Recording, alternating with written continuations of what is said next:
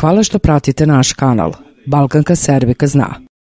Lajkujte i pretplatite se na naš kanal. Da bismo u svojoj veri bili pravi i ispravni, treba da obratimo pažnju na 10 sledećih stavova. Ovo su zablude u koje veruju pobožni ljudi. Odmah ih ispravite jer živite u zabludi. Postoje mrsne i posne slave. Istina je da slave nisu ni mrsne ni posne, nego dani u koje one padnu mogu biti mrsni i posni. Zavisno od toga u kakav dan pada, takva se slavska trpeza priprema. Slavsko žito se ne sprema za žive svece. Istina je da su svi sveci živi, jer u Bogu niko nije mrtav. Bog je Bog živi, a ne mrtvih. Pogrešna praksa je verovatno nastala usled činjenice da se žito sprema i zaparastose upokojenim bližnjima. U oba slučaja žito predstavlja žrtvu Bogu i simbolizuje pravoslavnu veru u opšte vaskrsenje.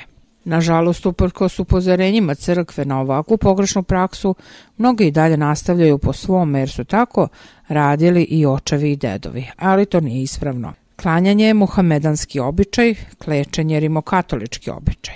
I to je zabluda.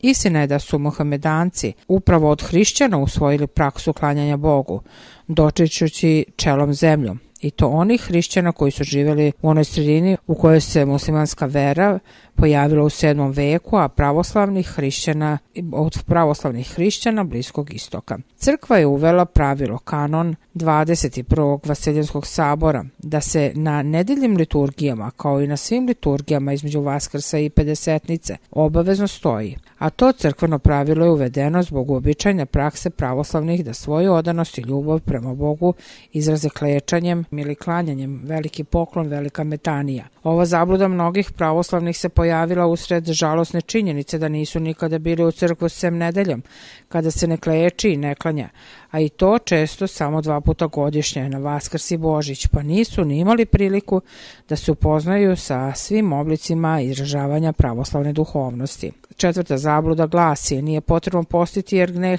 greh ne ulazi na usta, nego izlazi iz usta. Ovo je velika zabluda. Istina je da greh ne ulazi na usta, ali ne smemo zloupotrebiti taj citat iz Svetog pisma kao izvor za svoju nespremnost i odsustvo volje da se borimo protiv uživanja u hrani. Svrha i cilj posta je borba protiv greha, a ona uključuje borbu protiv telesnih želja.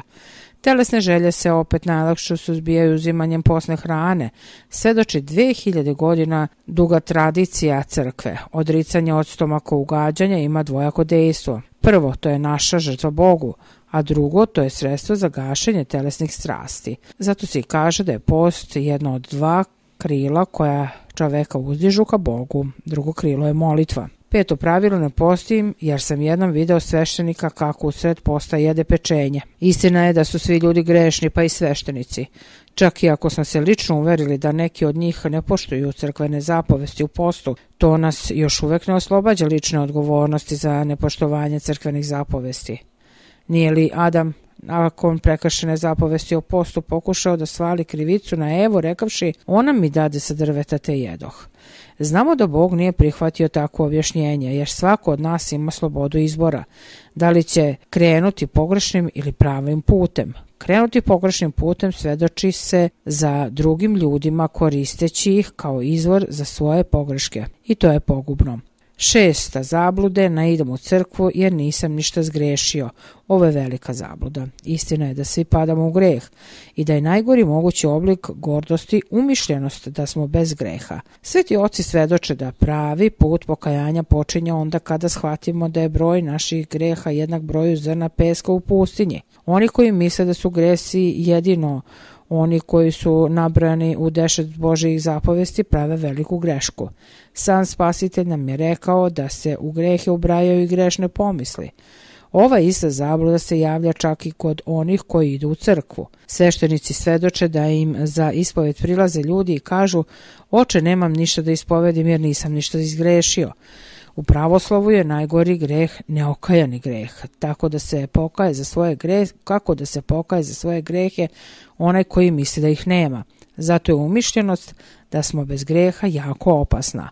Još jedna zabluda kada neko kaže tako mu je bilo suđeno, takva mu je sudbina. Istina da je verovanje u sudbinu nešto što je unapred zapisano čoveku i što on ne može da izbegne. Suprotno je pravoslavnom verovanju u slobodu ljudske volje. U sudbinu kao nešto predodređeno čoveku verovale su i veruju razne paganske religije, uključujući drevne Grke, Muhamedance i protestante. U našem narodu se ova zabluda najverovatnije uvukla preko muslimana.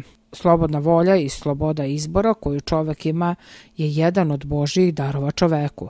To je između ostalog ono što čoveka čini bogolikim bićem. Pravoslavlje nas uči da je čovek tvorac svoje sudbine. Čoveku će biti onako kako je sam odlučio, na osnovu odluka koje je sam donosio svojom slobodnom voljom. 8. zabluda koja glasi: danas je crveno slovo, ne treba ništa raditi. Istina je da crkvena zapovest o praznovanju velikih praznika podrazumeva ostavljanje svakodnevnih poslova, ali zato da bi se imalo vremena za odlazak u crkvu na svetu liturgiju. Sedenje kod kuće radi crvenog slova u skorije vreme i podebljanog i neodlazak na bogosluženje predstavlja zloupotrebu crkvene zapovesti i samo je izgovor za lenstvovanje. 9. zabluda. Otac mi nije preneo slavu, zato ne mogu da slavim.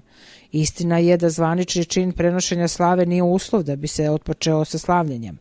Jedino što je potrebno da bi se sa time počelo je dobra volja. Nažalost, uzrok ove zablude je traženje izgovora pred samim sobom pa i pred Bogom za vlastiti nemar i odsustvo volje za praktikovanjem pravoslavnog načina života.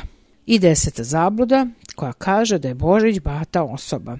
Istina je da je pravi naglasak reči bata zapravo bata, što znači od reči bat malj. Značenje reči bata je vezano za proizvođenje zvuka i nema ništa zajedničko sa rečju brat i njenim izvedenicama bratko, batko, bata. Podsjećanje na zvuk koji proizvodi bat dovelo je upotrebe te reči i u drugim prilikama, pa tako znamo za bat koraka, na primjer. Samim tim je i pravo značenje pravilno izgovorenog izraza Božić bata, Božić dolazi ili Božić kuca ili Božić lupa na vrata. Ova zabluda predstavlja konkurenciji izmišljenog Deda Mraza, jer je svojevrsna domaća verzija nepostojeće ličnosti.